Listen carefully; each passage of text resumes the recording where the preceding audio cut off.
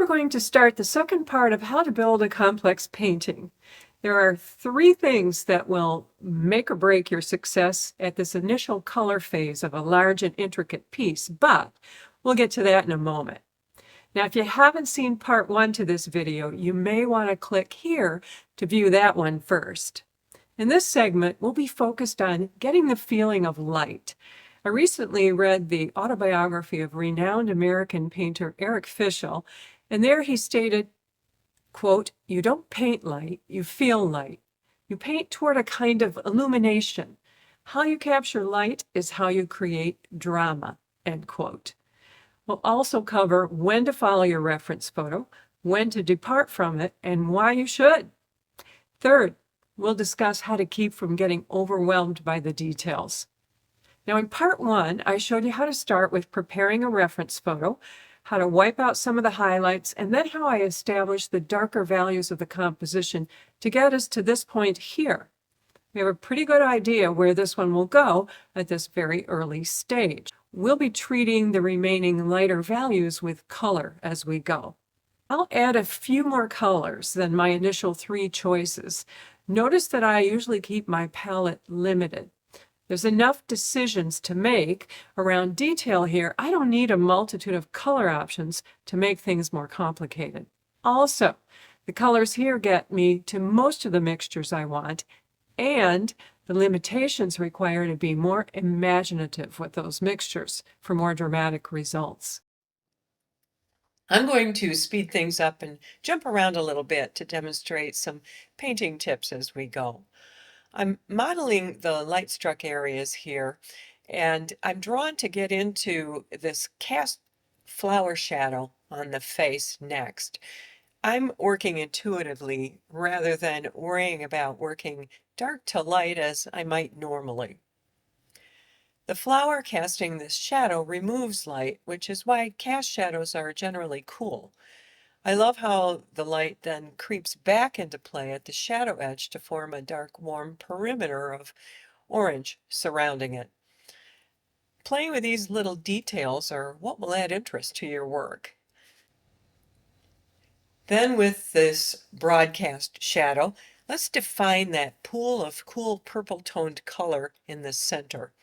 Employing cool areas strategically with warm light areas gives us an even greater feeling of the sun's effect on form. Now, there are several soft value variations in the light to dark transitions of the face, and an opportunity to use pure color in the gradations to push the limits of reality a bit. This will make the face glow. I'm less interested in duplicating flesh tone than I am in adding a little excitement to it.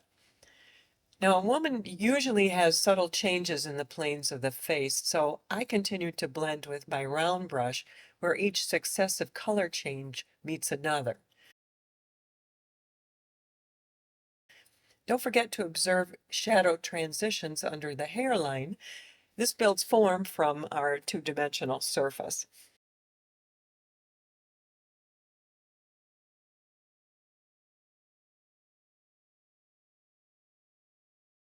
I'll use the same approach to complete the neck, arm, and hands later on.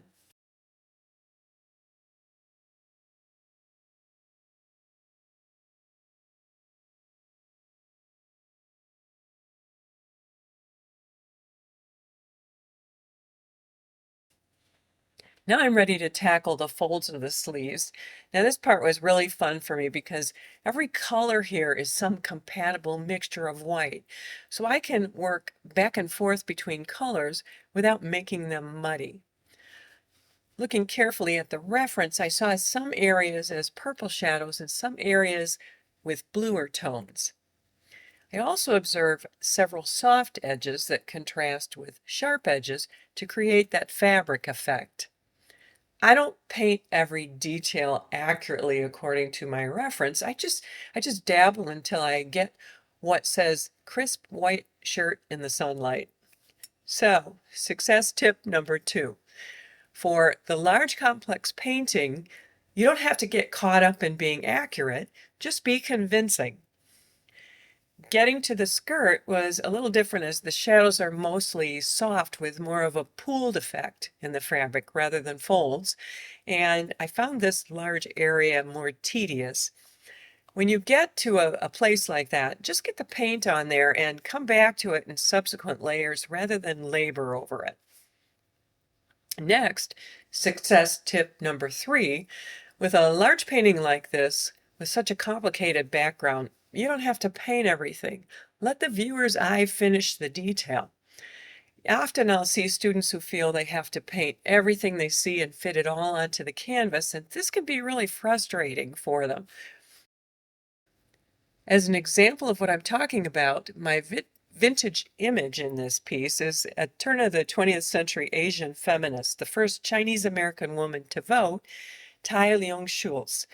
I faded her into a transparency in the reference photo as some of the flowers show through then, and this was to keep her presence as a historical tie-in rather than an actual presence. So I don't paint every flower on her tunic, just a few choice edges, and I think you get the idea here. The same applies to the painting's background. The leaves fade in and out of view, very simply rendered. I'm not getting caught up in detail except for a few select leaves here and there. Now this not only keeps the viewer focused on the figures, which I want, but it makes the viewer's eye do a little work. It's like an invitation for them to be part of the art. Now here's your bonus tip. With a composition that has a lot of information in it, don't let the size of the job weigh you down. Set a goal for that painting session and focus on one section at a time. Know that future layers of this indirect painting process will get the job done rather than thinking you have to make it work in the first pass. So we now have completed the first color layer of our painting. In the next phase, we'll continue to layer in the subtleties of the shadow areas, add color, develop the florals, and refine the highlights. So join me by subscribing for the finish of this one. And don't forget to add your thoughts on what you may have learned today or your own painting success tips that you've discovered in the comments below.